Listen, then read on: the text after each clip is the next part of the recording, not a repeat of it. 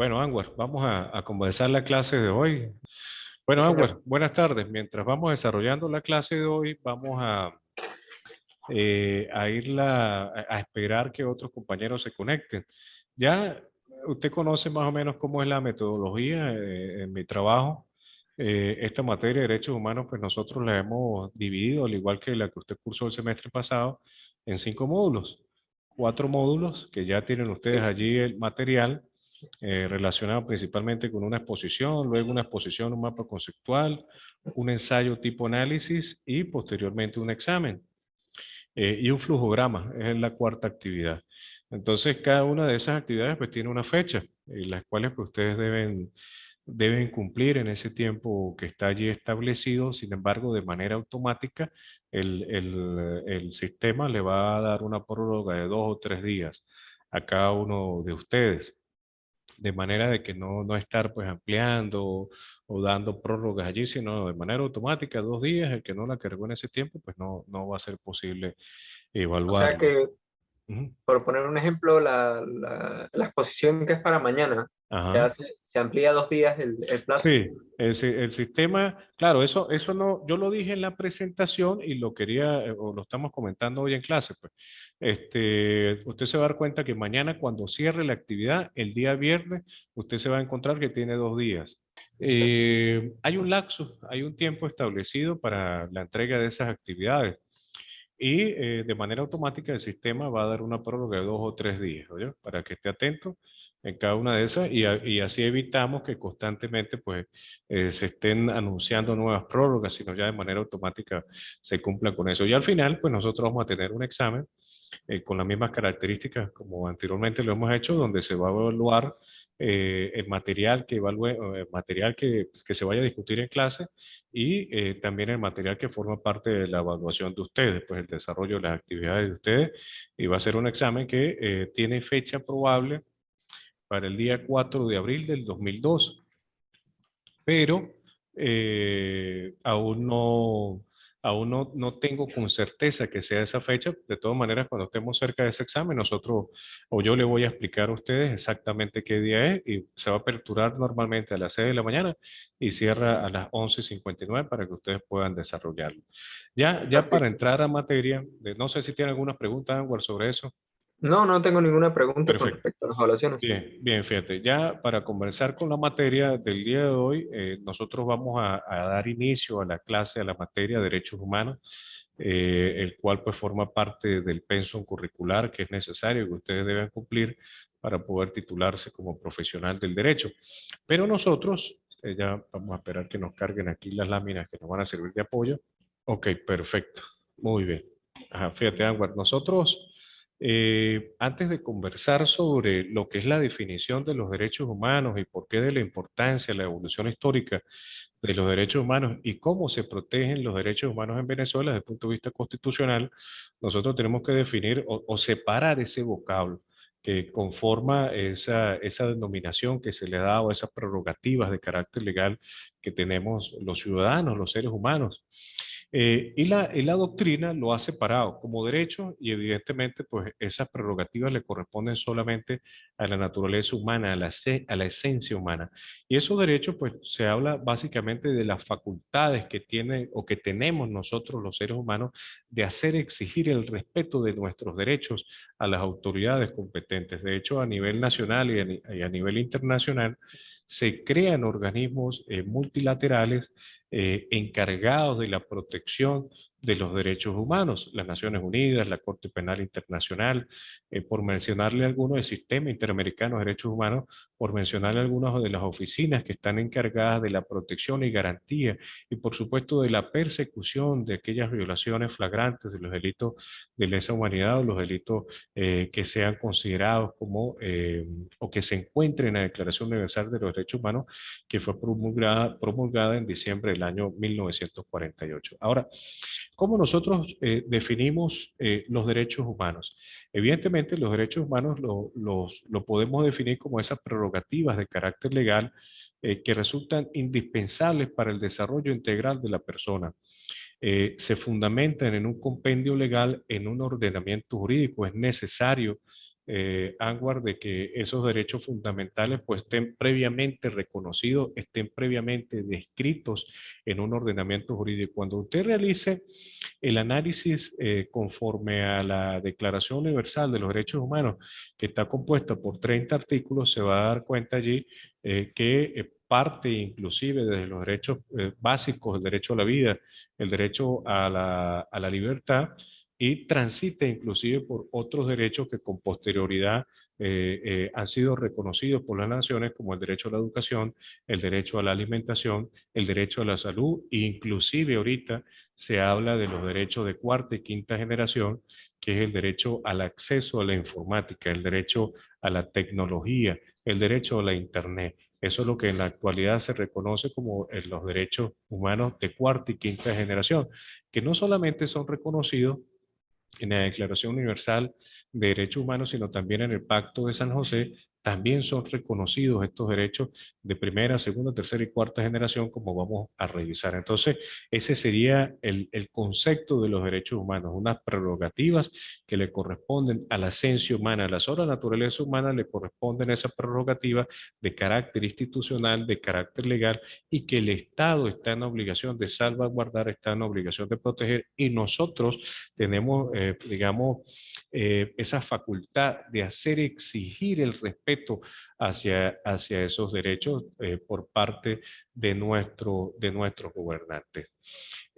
Un dato interesante aquí, Anwar, es que los derechos humanos se afianzan o son confirmados, mejor dicho, en democracia.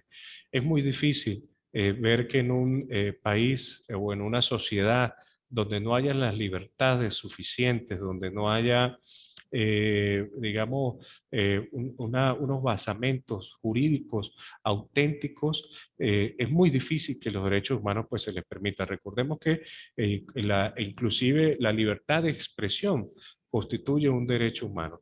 Hay ciertos países, podemos hablar de Corea del Norte, por ejemplo, o en Afganistán. Hay ciertos países donde las mujeres, donde las personas allí son privadas de ciertas Cierto, libertades, sí. se les exige cómo se visten. Entonces, verdaderamente, pues digamos que es contradictorio pensar que en un país donde no existe una verdadera democracia puedan existir o puedan protegerse de manera efectiva y satisfactoria los derechos humanos para nosotros los ciudadanos. Y un ejemplo de eso, como lo dije, pues se trata de esas sociedades. Sabe usted muy bien, Anwar, allá en Afganistán se le ha exigido a las mujeres Usar taparse. el... Sí, Sí, sí. señor. Taparse con un velo su cara, su cuerpo, su rostro, usar cierta vestimenta que inclusive es exigida. Y si no, que es lo más grave, pues va a ser objeto de represalias, inclusive desde el punto de vista físico, con castigos Sí. corporales, va a ser sometida a latigazos, a apedramiento, bueno, una serie de vejaciones que atentan contra los derechos humanos. Y por supuesto, en el ejemplo que le daba de Corea del Norte, pues allí se atenta principalmente con cualquier tipo de libertad, desde la forma inclusive. He leído en noticias, perdón, he escuchado en noticias, he leído información escrita que hasta inclusive la forma como debe usted tener la estética en la persona, en las mujeres y en los hombres, se le exige cierta forma de cortarse el cabello y ciertas Sí, características. hay un código de cortes de cabello y todo. Ah, bueno, Y entonces, pues, ¿verdad? lo más Ah, cómico es que se llama República Democrática de Corea del Norte. mire, exactamente. Muy bien, Anwar. Te felicito por eso, por ese comentario, porque suena irónico, ¿no? Sí.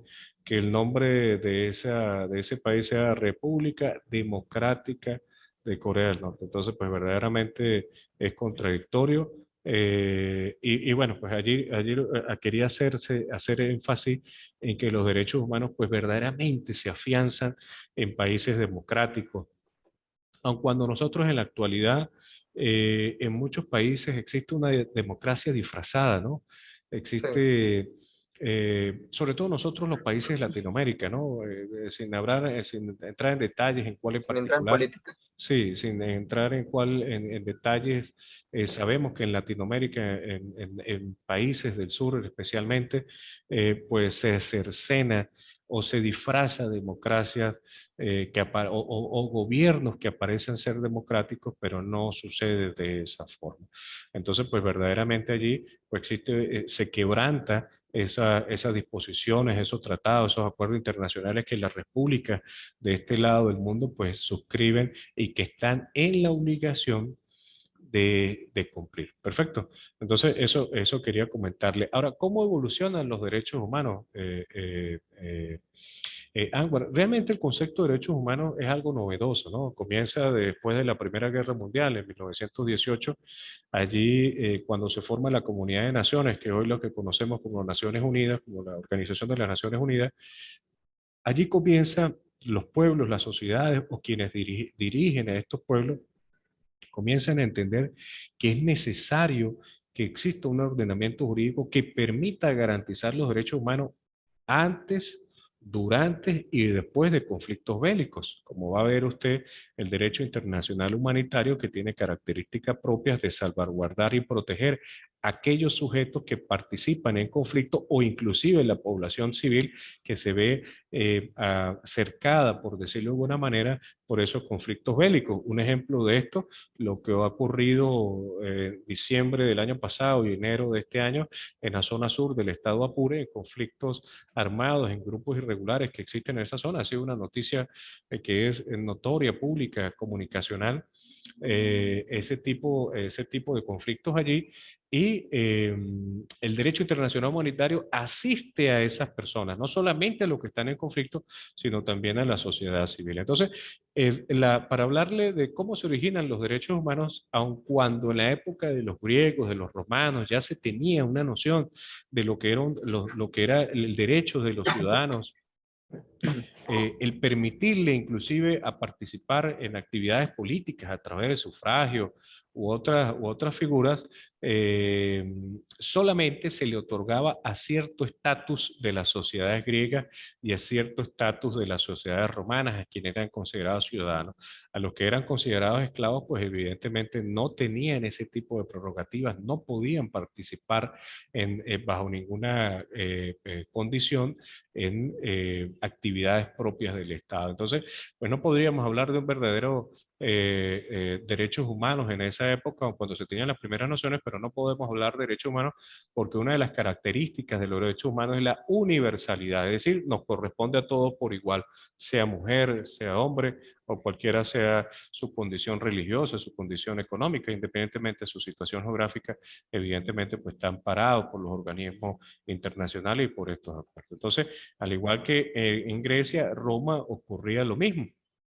En Roma solamente aquellos que eran considerados ciudadanos eran los que se les permitía gozar de ciertas prerrogativas. Por ejemplo, el derecho a participar en actividades públicas, el derecho a participar en el sufragio cuando se nombraba a los senadores. Entonces, era una de las características propias de aquella época, no así los esclavos, no así aquellas personas que nacían siendo esclavos. Evidentemente, pues estos no podían gozar de ciertos beneficios. Uno de los primeros, y quiero comentarlo a manera de ilustrarles a ustedes de dónde se originan los derechos humanos, antes inclusive de la época de Cristo, hace 2500 años, es decir, 539 años antes de Cristo, en el imperio persa, Ciro el Grande, el emperador de ese imperio, promulga, por decirlo de alguna manera, lo que se conoce como el cilindro de Ciro. Y allí usted tiene la imagen representada, esa es lo que pudo rescatarse de ese cilindro. Y allí, en ese idioma, se colocaba o se escribió allí, mejor dicho, lo que para aquel entonces era considerado los derechos humanos de las personas, el derecho a la libertad. Le repito, pero solamente era para una clase social determinada, no era para todos, pero ya comenzaba el ser humano a sentir la necesidad de proteger sus derechos y las generaciones futuras, pues evidentemente ha ido perfeccionando, ha ido mejorando, perdón, esa protección y abarcando aún más la protección de los derechos humanos, la protección de los derechos fundamentales. ¿Cómo ocurren o cómo evolucionan los derechos humanos en Venezuela, Anwar? Pues verdaderamente los derechos humanos en Venezuela comienzan a procurarse que sean respetados desde el mismo momento de la resistencia indígena. A partir de allí, en que ocurre ese choque de los indígenas con la colonización, en los años 1500, 1510, 1520, ya cuando se separa desde el mismo momento de la resistencia indígena, de que nuestros aborígenes, nuestras clases primarias, nuestras sociedades que dieron origen a nuestra sociedad venezolana, comienzan a hacer resistencia a esa colonización. Allí comienza la exigencia de los derechos humanos, el derecho a la libertad, el derecho a la vida, el derecho al territorio, el derecho al patrimonio. Ya comienzan nuestros indígenas a exigirle a esos colonizadores que respetaran nuestra tierra, que respetaran nuestros espacios. Y eso comienza ya a abarcarse, como lo dije, para los años 1550. Perdón.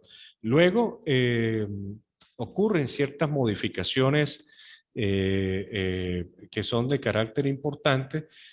Por ejemplo, la abolición de la esclavitud en 1854, en el periodo constitucional de José Gregorio Monagas, y luego también la abolición de la pena de muerte en 1863, Juan Crisóstomo Falcón, cuando existía allí, o cuando en el periodo constitucional de este personaje, allí se tienen avances importantes en la conquista de los derechos fundamentales. La abolición de la esclavitud y la abolición de la pena de muerte en Venezuela se logra luego de la separación de Venezuela de la Gran Colombia en los años 1850 y siguientes en los periodos constitucionales de José Gregorio Monaga y Juan Crisóstomo Falcón. Otro logro de la conquista de los derechos fundamentales, pero en este caso de las mujeres, en el año de 1947, con la reforma constitucional que se dio en ese momento, se permitió a la mujer no solamente ejercer el sufragio, sino también se le permitió a la mujer participar en la vida activa política de la nación, cosa que no tenía. Y eso, y eso obedece, Anwar, a esa lucha constante, ¿no? A la exigencia del ser humano a que se le reconozcan sus derechos. Evidentemente las mujeres pues se sentían de alguna otra manera discriminadas, ¿no?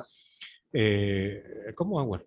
se sentían vulneradas. Claro, se sentían discriminadas porque no tenían el derecho a participar y a través de esa discusión, a través de esa exigencia, pues comienzan a reconocerse los derechos. Los derechos humanos, yo estoy seguro que no van a tener fin, porque a medida que van apareciendo nuevas situaciones, a medida que van apareciendo nuevas formas de vida, lo digo desde el punto de vista social, ¿no? Nuevas organizaciones, desde el punto de vista social, van a aparecer nuevos derechos que sean fundamentales, el reconocimiento de los ciudadanos. Por ejemplo, eh, eh, todos somos iguales ante la ley, señala la norma, y es uno de los derechos también que son consagrados en esa Declaración Universal de los Derechos Humanos. Y a manera de ejemplo, le comento a Anwar, en los años de 1980, 1900, finales de 1980, el siglo pasado, en Venezuela el Código Penal establecía una pena para las mujeres que le daban muerte a su esposo con yugicidio, le daba muerte a su esposo cuando lo sorprendía en un acto de infidelidad. Pero la pena para esa mujer era de 15 a 20 años. Recuerdo que era en ese momento, o de 15 a 25, no recuerdo muy bien, pero era una pena extremadamente alta en comparación al hombre que le daba muerte a su mujer que conseguía en el momento de la infidelidad. Entonces, la norma distinguía esos dos sufrimientos y llamaba así a este tipo de delito por arrebato o homicidio por arrebato de intenso dolor, pero la pena para el hombre era de 3 a 5 años nada más.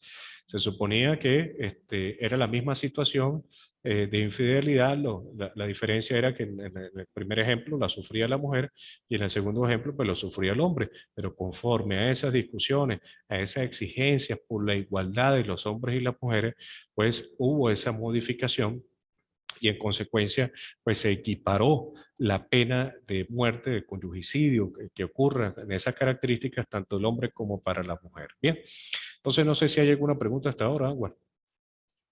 No tengo ningún tipo de preguntas. Bien, en la Constitución de 1961, Anwar, luego de que ocurre la caída de Pérez Jiménez en el 58, en el 61 ya comienzan a reconocerse los derechos humanos, se colocan en el ordenamiento jurídico y la Constitución, los derechos sociales, los derechos individuales y por supuesto los derechos civiles, que son los derechos políticos de las personas a participar de manera activa en la actividad política, permitirse la participación de los ciudadanos en la actividad política y por supuesto pues se establecen protocolos y principios que son necesarios para los procedimientos judiciales que van a garantizar el derecho a la libertad y por supuesto el derecho a la vida. Pero en la Constitución de 1999, luego en la Asamblea Constituyente del año 99, en la Constitución que entra en vigencia en el año 2000, en el artículo 19 y siguiente se establecen una serie de condiciones que son necesarias para el reconocimiento de los derechos fundamentales. ¿Qué resaltar allí? El artículo 23 de la Constitución Nacional establece que los tratados y acuerdos internacionales tienen rango constitucional. ¿Qué significa eso? Que aquellos tratados y acuerdos relacionados con derechos humanos que hayan sido suscritos por la República de Venezuela, tendrán el rango constitucional e inclusive, señala la norma, prevalecerán sobre el orden interno en cuanto mejor le favorezca a los ciudadanos, a nosotros, a los ciudadanos de a pie, a los ciudadanos venezolanos, en cuanto mejor les favorezca, pues deben aplicarse con preferencia a cualquier otro ordenamiento. Entonces, eso ha sido un reconocimiento fundamental, un dispositivo de carácter legal de gran importancia en la legislación venezolana para nosotros los juristas y ustedes los futuros profesionales del derecho, son herramientas jurídicas que se utilizan en el ejercicio de la profesión para hacer valer los derechos fundamentales de los ciudadanos. Artículo 23 de la Constitución Nacional. Vamos ahora a conversar sobre la clasificación de los derechos humanos. Nos quedan 10 minutos. Esa clasificación, como le dije, Anwar, la doctrina lo ha clasificado en cuatro generaciones, por decirlo de alguna manera. Derechos humanos de primera generación, derechos humanos de segunda generación, derechos humanos de tercera generación y derechos humanos de cuarta generación. Como le dije, lo principal que ha reconocido la raza humana como un derecho fundamental es el derecho a la vida y el derecho a la libertad. Esos son lo que se conoce como derechos de primera generación.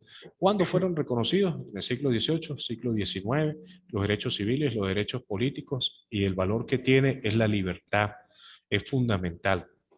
Y por supuesto, fueron al transcurrir del tiempo incorporándose en esos derechos de primera generación el derecho al voto, el derecho a la asociación y el derecho a la huelga como un mecanismo de protesta, perdón, para que los trabajadores, los empleados puedan exigir sus derechos. Siempre en materia laboral se dice que el patrono pretende que su trabajador trabaje más y gane menos y el trabajador frente al patrono pretende ganar más y trabajar menos. Sin embargo, pues el trabajador frente a la norma jurídica es el débil jurídico y se le ha reconocido el derecho al trabajo, el derecho al salario como un derecho humano fundamental para nosotros los ciudadanos. Entonces, en concreto, los derechos humanos de primera generación, hablamos del derecho a la vida, el derecho a la libertad, el derecho a la propiedad, el derecho al voto, el derecho a la asociación y el derecho a la huelga.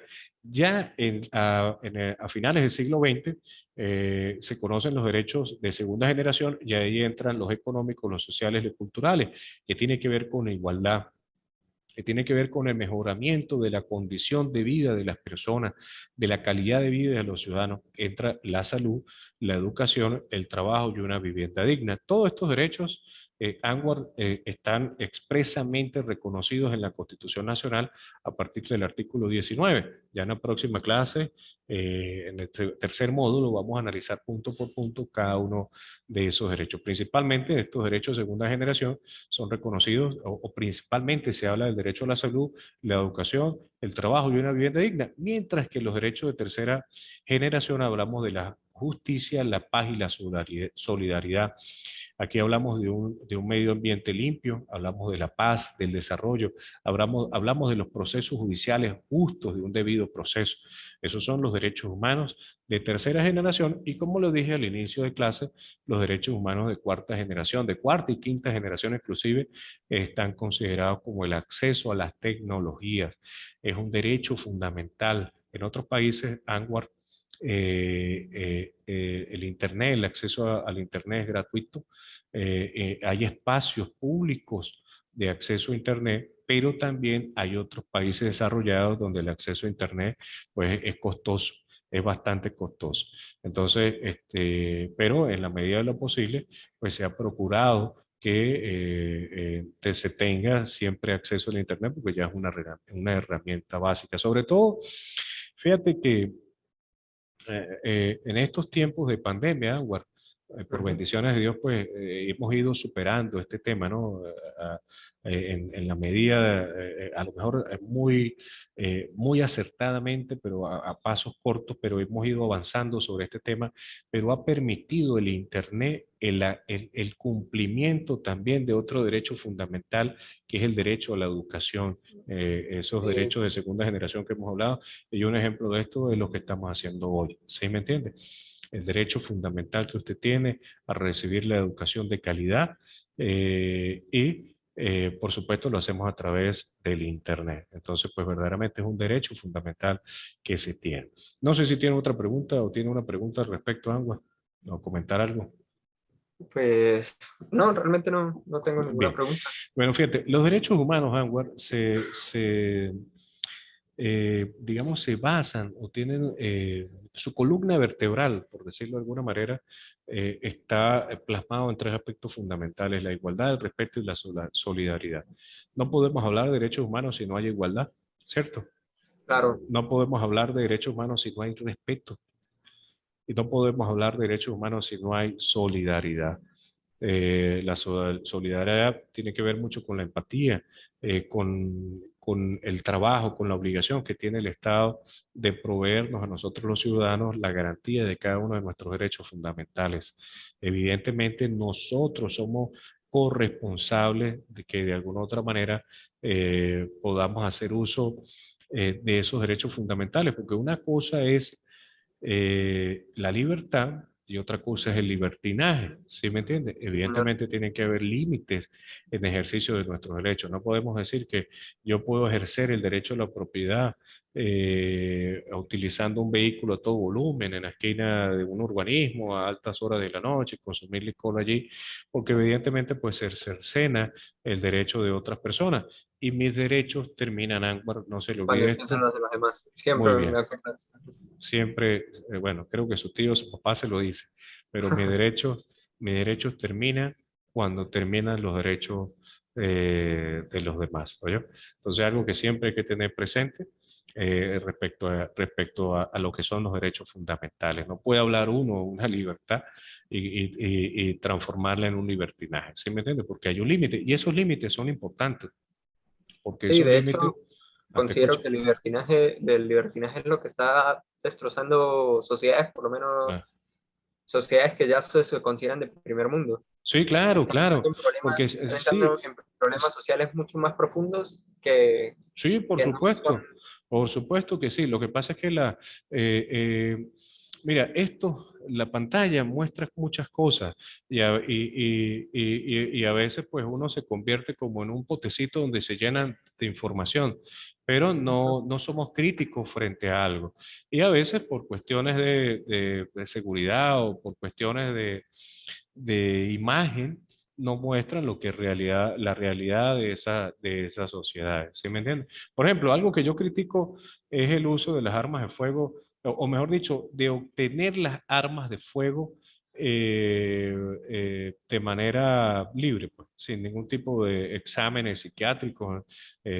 Simplemente usted llegó con el dinero, con le gustó esa arma y la compró y listo. ¿Sí entiende? Ujú. Entonces, se está armando una sociedad, todo el mundo tiene derecho a tener un arma.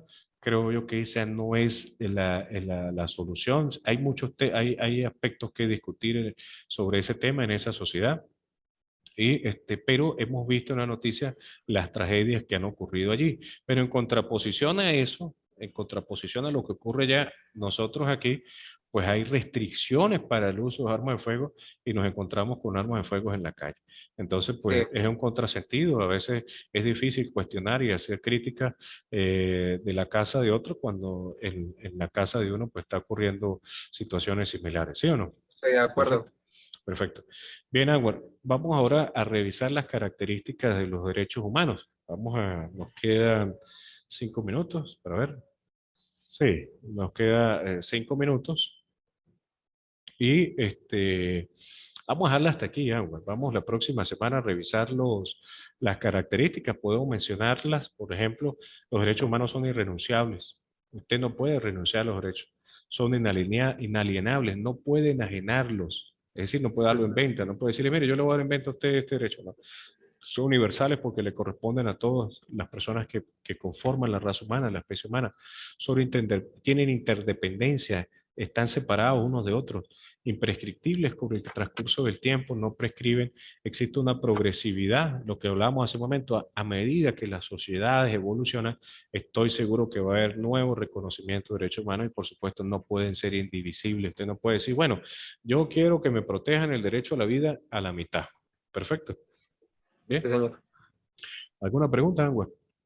No, para nada. Bien, Angua. Bueno, el mayor de los éxitos en esta materia, en sus Con materias. respecto, con Ajá, te respecto a escucho. las clases, las clases serán algún día en específico, así como el trimestre pasado que habíamos acordado que se iban a hacer, creo que todos los jueves, Sí, yo creo que la vamos a hacer todos los miércoles, Angua, pero no sé si la próxima clase sea jueves o miércoles. Yo les estoy avisando, pero la vamos a hacer así, ¿oye? ¿Ok? pero semanalmente una clase, Sí, ¿sí? señor, semanalmente una clase, ¿yo? Ah, ¿Ok? me De parece todas muy bien. maneras, yo le voy a estar avisando, yo, Angua, ¿ok? Está bien, Perfecto. muchas gracias, profesor. Bueno, Angua, que tenga una feliz tarde, estamos en contacto. Hasta luego. Bueno, hasta luego.